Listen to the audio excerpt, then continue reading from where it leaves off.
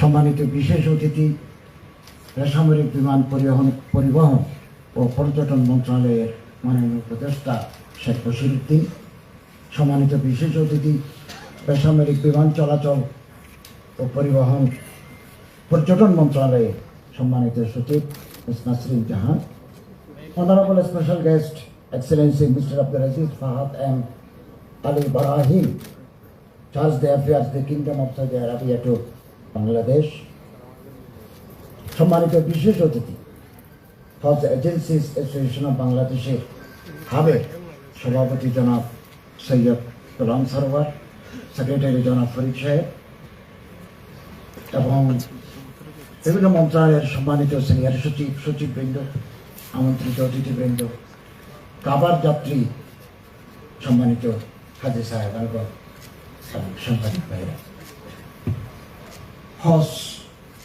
পবিত্র হজ পালনের জন্য আপনারা তৈরি হয়েছেন।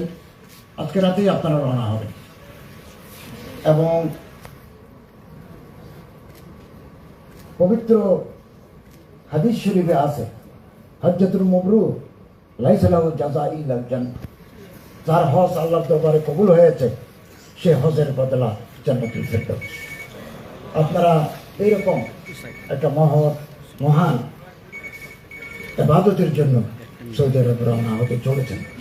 আমরা আপনাদেরকে স্বাগত জানাই এবং হজে যদি আপনারা যারা হজে যাব, তারা যদি লম ইয়াফসুক ওয়া লম ইয়ারফুস রাজাকা ইয়াউমিন ওয়ালাদাতু উম্মুহু, আমরা যদি অশ্লীল কাজ পাপাচার থেকে বিরত থাকতে পারি, তাহলে আমরা হজ থেকে ফিরবো সত্য প্রসূত ছোট বাচ্চার মতো হবে।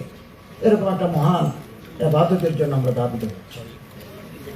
আমি গণপ্রজাতন্ত্রী বাংলাদেশ সরকারের মাননীয় প্রধান উপদেষ্টা মহোদয়ের প্রতি কৃতজ্ঞতা জানাচ্ছি।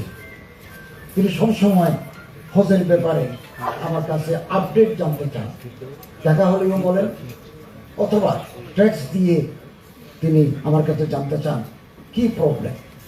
শেষে একবার বলেছেন, the whole government is with you in this matter. কোনো অসুবিধা থাকলে তুমি আমাকে বলো কি করতে হবে। এবং এই কিছুক্ষণ আগে 4টায় আমরা লাভবাহিক মোবাইল অ্যাপস উদ্বোধন করে আসলাম এবং আমি এআইয়ের বিমান ভাড়া যৌক্তিকভাবে কমানোর জন্য বেসরকারি বিমান পরিবহন ও পর্যটন মন্ত্রণালয় কর্তৃপক্ষের কাছে কৃতজ্ঞতা জ্ঞাপন করি। বিমান কর্তৃপক্ষ, রাজস্ব বোর্ড, আমরা বারবার মিটিং করে আমরা এই ভাড়া কিছুটা কমাতে সক্ষম হয়েছি এবং মোবাইল অ্যাপস আমরা চালু করেছি এবং আগামী দিনে হজ ব্যবস্থাপনায় ইতিবাচক পরিবর্তন আসবে ইনশাআল্লাহ। আপনারা জানেন, আমি সৌদি আরবের কিংডম অফ সৌদি আরবিয়ার হুজুরুল হজ ওয়াল উমরাহ ডক্টর তৌফিক ফওজানের সাথে বেশ কয়েকবার বৈঠক করেছি। পানির জাহাজে হাজি নামার জন্য আমি আমার কাছে প্রস্তাব করেছি, তিনি সম্মতি জ্ঞাপন করেছেন। কিন্তু দুর্ভাগ্য, বাংলাদেশে জাহাজ নাই, যে জাহাজে করে হাজিরা যাত্রা যাবেন আবার ফিরে আসবেন, এই মানের জাহাজ বাংলাদেশে নাই। এর জন্য তারা বাংলাদেশ গভর্নরের সাথে আলাপ করেছেন। সময় কম হওয়ার কারণে এটা আমরা পারি নাই। তবে আবার হজ সম্পন্ন করে আসার পর আমরা আবার শুরু করব পানির জাহাজে, যাতে কিছু সংখ্যক হাজিকে হজে পাঠানো যায় এই ব্যবস্থা আমরা আবার আন্তরিকভাবে চেষ্টা করব। এবং সারা দুনিয়ার জন্য সৌদি গভর্নমেন্ট প্রতি এজেন্সির জন্য 2000 করে হাজি নির্ধারণ করেছে। আমি সৌদি মন্ত্রীকে অনুরোধ করেছি 250 করার জন্য, 500 করার জন্য। তিনি আমাকে বললেন যে 1000 করলাম ফর দিস ইয়ার অনলি, আগামী বছর থেকে আপনার প্রতি এজেন্সি পিছনে 2000 করে হাজি লাগবে। লিড এজেন্সি করে আপনারা এটা করতে পারেন। আর 20-25 হাজার হাজি একসাথে হজে যান, ওনাদের সার্ভারও কাজ করে না। সারা বিশ্বের 57টা মুসলমান দেশের বাইরেও মুসলমান দেশের হাজিরাও আছেন, অনেক সময় সেটা কাজ করে না, এবং এতে কিছুটা দুর্ভোগ দেখা দেয়। এবং আমরা হাজী সাহেবদেরকে অনুরোধ করব, আপনার আল্লাহ ঘরের মেহমান সৈয়দুর রহমান, কিছু ত্রুটি বিচ্ছুতি থাকবে, কিছু কষ্ট হবে। 50 ডিগ্রি সেলসিয়াস গরম, ঘরের ভিতরে 18 ডিগ্রি সেলসিয়াসে আমরা থাকি, 19 ডিগ্রি সেলসিয়াসে আমরা থাকি, বাইরে আমরা 50 ডিগ্রি সেলসিয়াস গরম অনুভব করি, কিছু অসুবিধা হবে।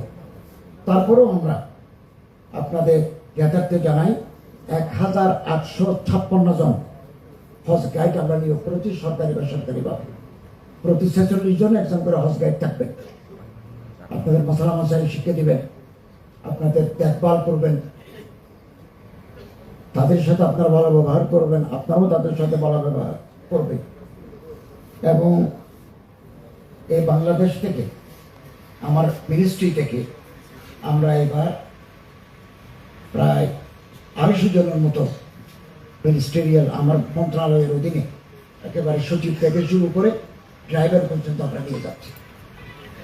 আপনারা ইতিমধ্যে জেনেছেন, আমরা আমার মন্ত্রণালয়ের বাইরে কোনো মন্ত্রণালয়, কোনো বিভাগ থেকে অতিথি হিসেবে সরকারের পয়সায় একজন হাজিও আমরা নিচ্ছি না, এটা বন্ধ করে দিয়েছি। যেটা আগে রেওয়াজ ছিল, এই রেওয়াজ আমরা এবার ভেঙেছি। এছাড়া আমার মন্ত্রণালয়ে, আমরা ধর্ম মন্ত্রণালয়ে আছে 300 জন স্টাফ, ইসলামিক ফাউন্ডেশনে আছে 1500, ওয়াকফ অ্যাডমিনিস্ট্রেশনে আছে আরো, সারা বাংলাদেশে আমাদের ইন্সপেক্টর আছে। আমরা সবগুলোকে দিতে পারবো। আমরা একটা নীতিমালা করেছি, কাকে কাকে নেব, 2025-এ কাকে নেব, 26-এ কাকে নেব, একটা নীতিমালার জন্য আমরা কমিটি গঠন করেছি। গত বছর বাংলাদেশ থেকে হাজির সংখ্যা ছিল 85,000, এবার 87,100।